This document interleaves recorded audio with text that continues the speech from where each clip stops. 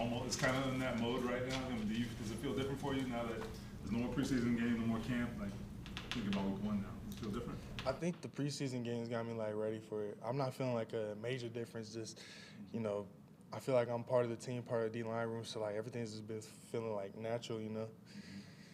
This preseason, how did it feel to get that first sack on your belt? It felt really good. It felt good rushing right by Buck too. So really just been, you know, they've been giving me all the guidance I really need to, you know, be aware of my rush lanes and who I'm rushing with and stuff like that, and really just putting it out there on tape. So that was fun. They've been kind of letting you rush next to Buck now for a couple of weeks. What sticks out about teaming with him? You said what sticks out about rushing next to him? Yeah, when you guys are next to each other and teaming together. I mean, he's just probably gonna win like 100% of the time. So, like, I just gotta be able to, you know, when to work off of him and stuff like that. But I mean, it gives me like more confidence and like more like, I wouldn't say reassurance, but it makes me like go even harder, like, you know, being on the end right next to him to, you know, try and work and be my man so that, you know, he's just, you know, he don't got to work too hard, you know. You guys, you have enough body, enough of a rotation where you can mix and match a lot. I mean, how do you think those different combinations affect the offensive line? Does it? The matchups being different? I mean, shoot, we have different packages that we put in too and stuff like that. So, I mean, I'm going to be around in different spots. You see Quiddy, Dio working off in different spots, and then Bud, Grove, Ty Loose. So, I mean, I feel like as an O-line, it's going to be hard to really, like, keep up with us and where we're at on the field, you know?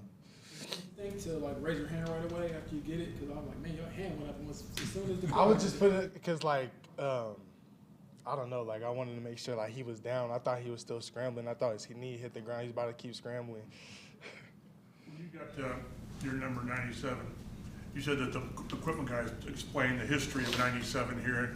Did you know much of Freeney and what he did as a rookie in his career or not?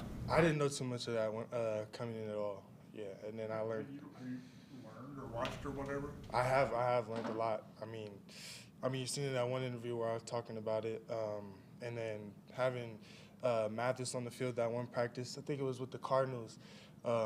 Somebody had like tapped me and he started like helping me, talking me through like certain moves and stuff like that. And he had like shades on and shorter dude. And I was like, you know, who's this? But I'm still listening because I'm like, all right, he got something to say.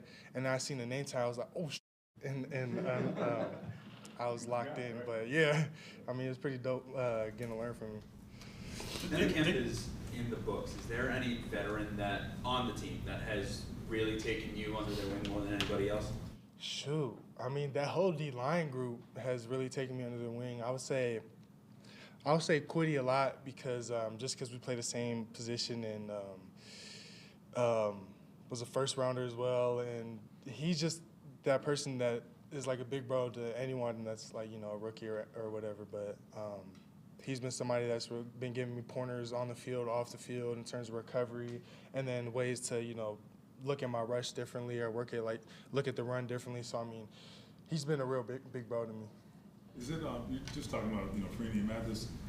Is it kind of cool to be in a place where you have legacies like that in front of you? And I'm not saying that's your standard, but it is your standard, right? Yeah. I mean, no, that's it what is you the want to standard. get to. No, exactly. It is a standard. I do want to get to that golden jacket, that Super Bowl, you know, freaking world champs.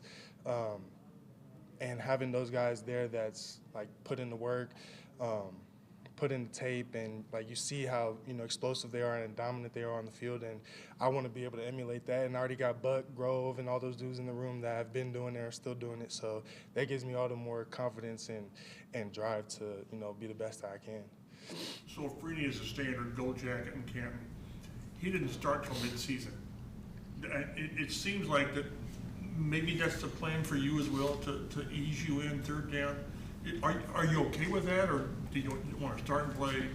So I'm okay with whatever position I take on this team as long as it's being contributed to, you know, winning atmosphere. But shoot, I've been feeling like I've been playing a lot out there, so I feel like I'm going to be in rotation with the guys. But whatever happens, you know, as the guys will.